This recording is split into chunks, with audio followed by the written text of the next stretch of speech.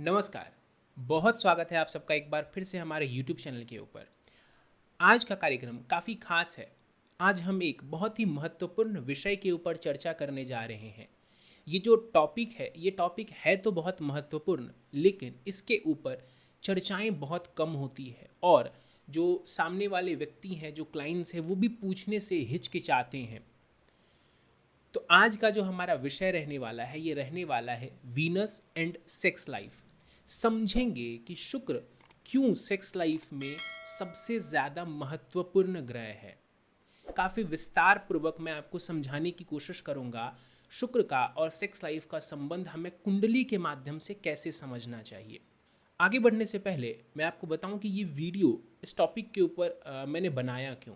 अभी कुछ दिनों पहले ही एक महिला जो हैं वो मेरे पास आई और उन्होंने कहा कि कुछ समय पहले उनका विवाह हुआ है, शादी को लगभग 2-3 वर्ष हुए हैं और वैवाहिक जीवन में दिक्कत आ रही है। तो कई सारी दिक्कतें थी, उसमें एक ये भी दिक्कत थी कि जो दोनों की सेक्सुअल एनर्जीज़ हैं हस्बैंड वाइफ की, उसमें काफ़ी फ़र्क है।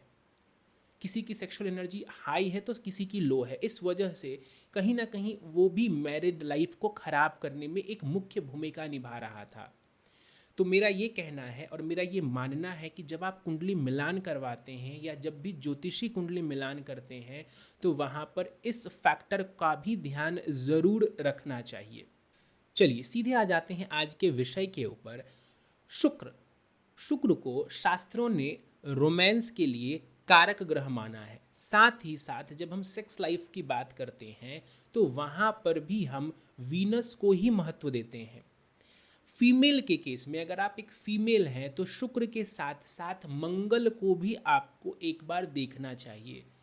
आमतौर पर मैंने लोगों को क्या देखा है कि जब कहीं पर वो पढ़ते हैं कि फीमेल्स के लिए मंगल को भी देखना चाहिए सेक्स लाइफ के लिए, उनके सेक्स लाइफ के लिए, तो वो शुक्र को छोड़ के पूरी तरह से मंगल को देखने लग जाते हैं। ये अप्रोच गलत है।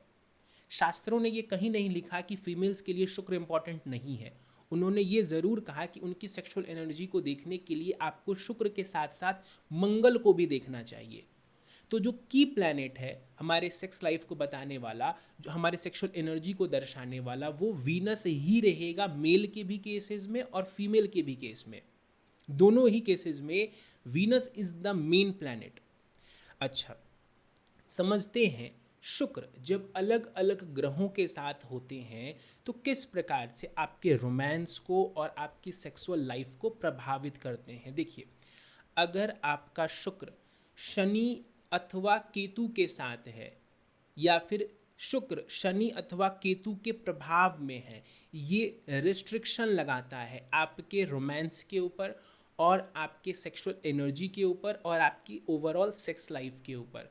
तो अगर किसी कुंडली में शुक्र और केतु आपको साथ दिख जाएं, शुक्र और केतु आपको साथ दिख जाएं या फिर शुक्र और शनि आपको साथ दिख जाएं, तो इसको आप रोमांस के लिए भी बुरा मानिए और सेक्सुअल एनर्जी के लिए भी बुरा मानिए।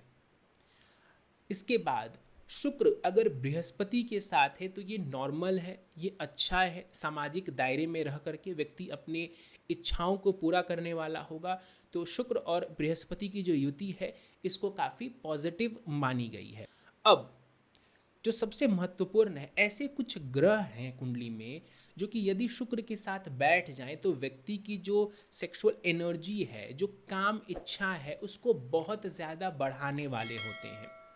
ये ग्रह है बुध, मंगल, राहु और चंद्रमा भी काफ़ी हद तक। अगर आपकी कुंडली में शुक्र, बुध, मंगल, राहु इनमें से किसी के भी साथ बैठा है तो आप देखेंगे स्वयं के ऊपर भी कि हाँ, आपको सेक्सुअल अर्जेज ज़्यादा आते हैं, काम इच्छा आपके अंदर ज़्यादा है औरों की तुलना में।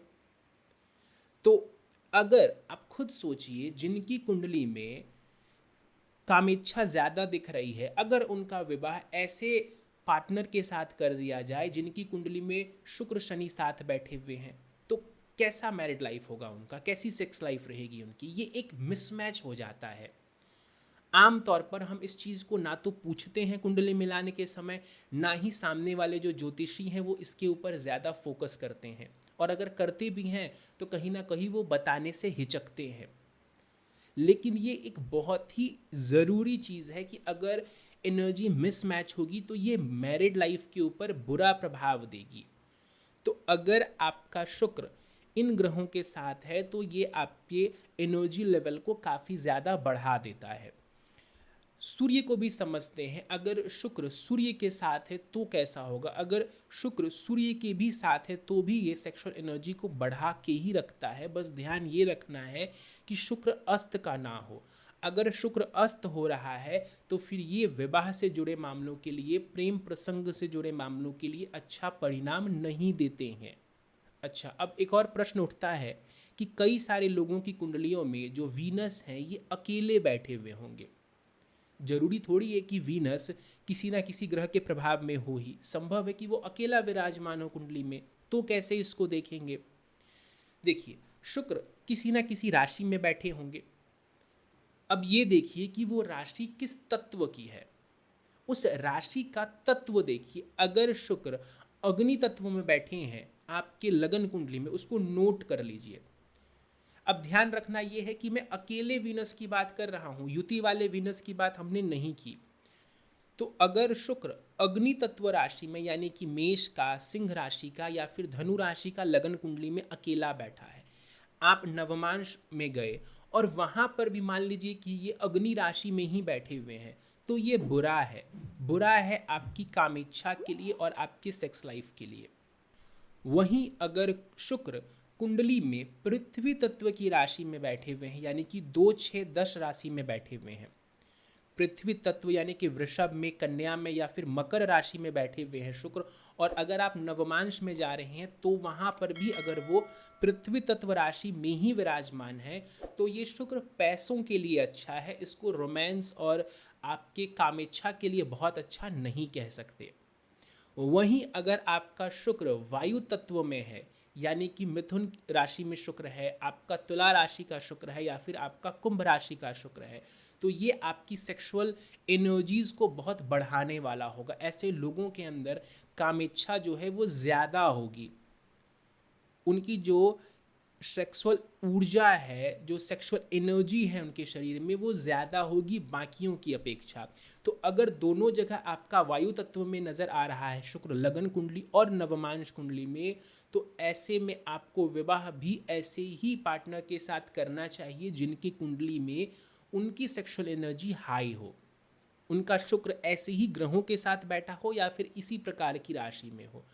अब आखिर में अगर शुक्र जल तत्व की राशि में विराजमान है तो फिर ये रोमांस के लिए अच्छा है, इमोशनल कनेक्शन के लिए अच्छा है। अगर जल तत्व की राशि में लगन कुंडली और नवमांश कुंडली में आपका शुक्र विराजमान है तो ये इमोशनल कनेक्शन के लिए काफ़ी अच्छा है और सेक्स लाइफ के लिए भी इसको हम ओवरऑल अच्छा कह सकते हैं।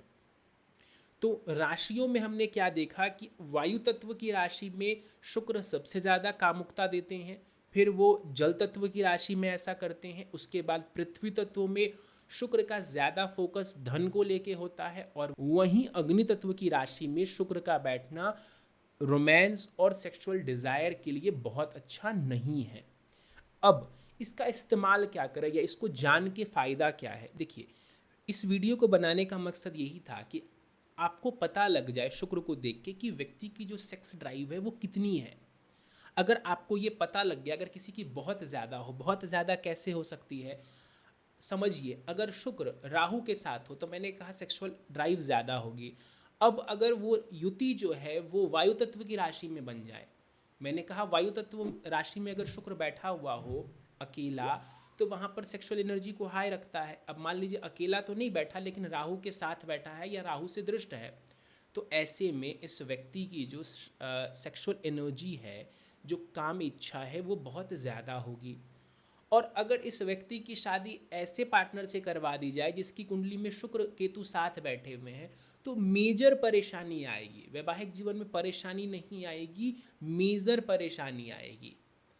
तो इसी चीज़ को समझाने के लिए कि ये फैक्टर भी जब आप विवाह को कंसिडर कर रहे हैं, जब आप कुंडली मिलान के लिए जा रहे हैं, तो इस फैक्टर को भी देखना ज़रूरी है। नॉर्मली हम समाज की वजह से या टैबू समझा जाता है इस बात को, इस वजह से हम इसकी चर्चा नहीं करते हैं, लेकिन ज्योतिष में साफ साफ और इससे भी ज़्यादा डेप्थ में इन चीज़ों के बारे में हमारे शास्त्रों ने बात की है। ऐसा नहीं है कि ये कोई मेरा अपना रिसर्च है या मैं अपनी तरफ से कोई बात कर रहा हूँ, नहीं, ये सारा कुछ हमारे शास्त्रों ने काफ़ी डेप्थ में दिया है। तो जब आप विवाह के लिए जा रहे हैं या आप विवाह को कंसिडर कर रहे हैं, कुंडली में देख रहे हैं, तो इन मामलों को भी बड़े ध्यान से आप देखिए। यहाँ पर भी आपकी मैचिंग होनी चाहिए।